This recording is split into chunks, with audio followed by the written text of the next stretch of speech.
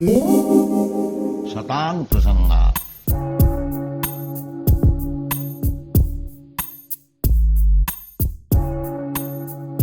Hare Krishna, dear devotees, how are you doing? I pray that all is well with you and your family at this time. So today in Mayapur, we are observing Ekadashi, Indira Ekadashi. So it's a very auspicious day for more hearing and chanting. So today we're moving on to this letter, and it's a letter to Satswarupa Prabhu, and it's very interesting as it shows Prabhupada's urgency when it comes to the books and book printing. So by assessing this, by hearing Prabhupada's anxiety on this, we can then appreciate what it must have taken for these devotees to actually put these books together from scratch, without anything, without any foundation. How did they do it? It really is a transcendental effort. So Prabhupada starts at the top. My dear Satswarupa, Los Angeles, 25 January. Interesting to note that in this particular letter, he didn't write the date in reverse, and he also added the day in Sunday. He doesn't usually do that. So interesting new things we're finding in the letters. Prabhupada starts, My dear Satswarupa, please accept my blessings. I have not heard from you since a few weeks. I hope you are well and everything is going nicely there. So we can see how concerned Prabhupada was about Satswarupa Maharaj and his health. Even now I'm remembering I met Maharaj many years back, almost 20 years back. And his health was always an issue with him. It was always troubling him. He always had bad health. I remember at that time, Maharaj's program was he would sleep at 6 p.m. He would get up at midnight and start writing books and things like that. And he would have his breakfast at 6 a.m. in the morning. So when I heard of that, I said, wow, look at this program. Get up at midnight and start writing, doing work for Prabhupada. So it was very amazing. So even at that time his health was bad. So Prabhupada is finding out here, how are you doing? I'm not hearing from you. This could mean two things. Either nothing is happening or your health is bad. So Prabhupada is inquiring, what's going on? Give me some report. Prabhupada goes on to say, regarding tape transcription, many devotees are ready to help in this matter. I want to send daily one tape and to finish one tape transcription and editing.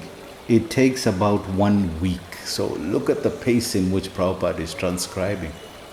You know, he wants one tape to be transcribed, edited all in 1 week. And he wants to, he's doing almost a tape a day. So this is a phenomenal speed at which he's transcribing, so they can't keep up. We remember in previous letters, Bhagavan Prabhu offered, Prabhupada, send some tapes, we'll try. I think it was also Rupa Nuga Prabhu, also in one letter we read. So they all are offering, send us tapes as well, we'll transcribe. But it's not just a matter of transcribing, you got to know the words, you got to know what you're doing. Otherwise, editing becomes becomes a mountain to start editing when, people are making small mistakes. It becomes too hectic to do editing for that kind of transcriptions. So it must be people who actually know what they're doing. Right now, we got a lot of enthusiasm, but no skill. So that's a little dangerous. And that gives a lot of work to the editors then. So Prabhupada is saying there are people who can help, but what do you think? So this is the situation here. So Prabhupada goes on to say, under the circumstances, if there are 4 or 5 men transcribing, then at least 4 finished manuscripts come out per week. Wow, look at the pace of that. 4 manuscripts a week. If there are extra people helping with this. So maybe we need one department for this. But they're all over the place. So how to reconcile this? So Prabhupada is suggesting, but he's also aware that practically, how can this be done? So Prabhupada goes on to say, many devotees are ready to transcribe. Like Detroit, there is Bhagavan Das. Yes, we just mentioned this just now about Bhagavan Prabhu. In Buffalo, Rupanuga Prabhu. In Berkeley, Hamsaduta. As well as here, Devananda. But how to adjust things? Practically, you got these senior devotees, big devotees, as we would say, all over the place. But how to adjust so that they can all, come together or work on this service? Prabhupada continues, do you think that their transcribing will help you, or do you want to transcribe yourself? So, Prabhupada is fully aware of the challenge and he's saying, listen, I'm trying to suggest to help you, but I don't know if I am helpful to you, because the editing is going to be absolutely difficult after that.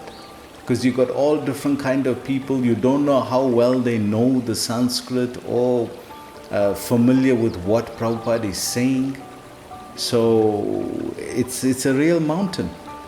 So Prabhupada goes on to say, I wish that all copies before finally going to the press must be thoroughly revised and edited so that there may not be any mistakes, especially of spelling and grammar or the Sanskrit names.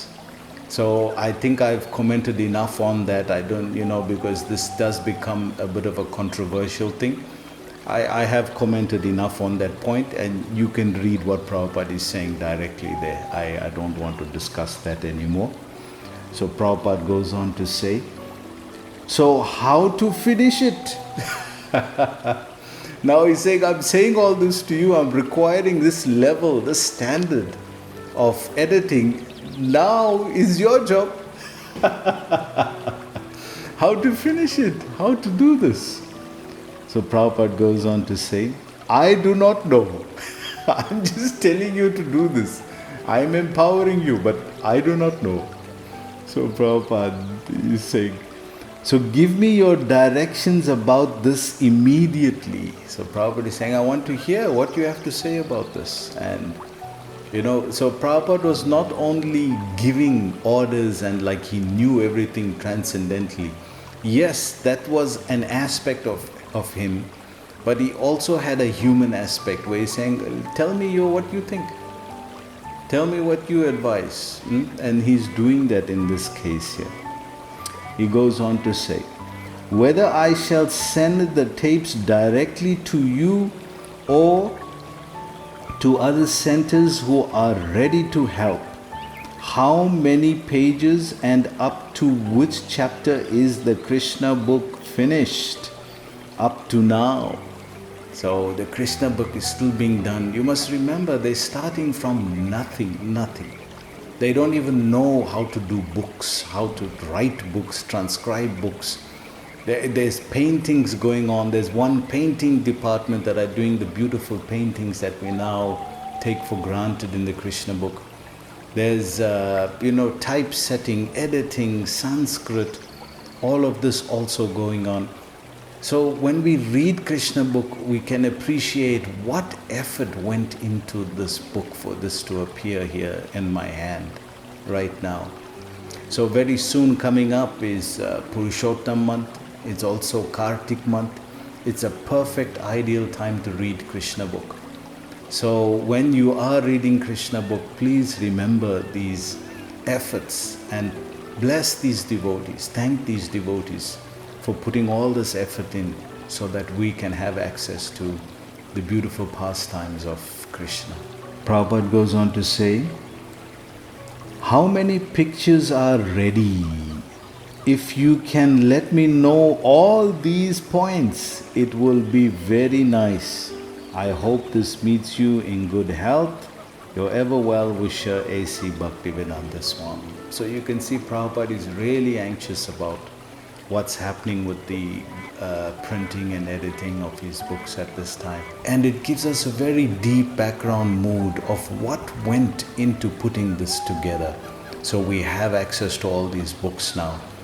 And we know for a fact that many devotees don't make the time to read Prabhupada's books. But if you read these kind of letters and see what effort went into it, then you'll make it as a sadhana, as a routine, even if it's one verse a day, one chapter a day.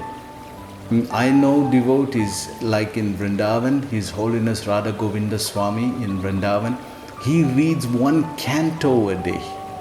One canto, that's right, one canto a day he reads. Can you imagine that? What a dedication to and appreciation to his Guru Maharaj's writings. So look at that example, and we can't read one page a day. There are many devotees who read one chapter a day. That's fantastic. Please keep it up. But look at this example of Maharaj, Radha Govinda Swami Maharaj. One canto a day he reads. That's why when he gives Bhagavatam class, he doesn't even need to have the Bhagavatam with him. It's like a Shrutidhar. He speaks the purport, the verse, the translation, all just by heart. It's amazing to see him speak. And of course, what comes out is just unbelievable transcendental knowledge. So, good examples to us to inspire us to read Prabhupada's books. So, hope you have a good day today. Please take care, and we'll see you tomorrow. Hare Krishna.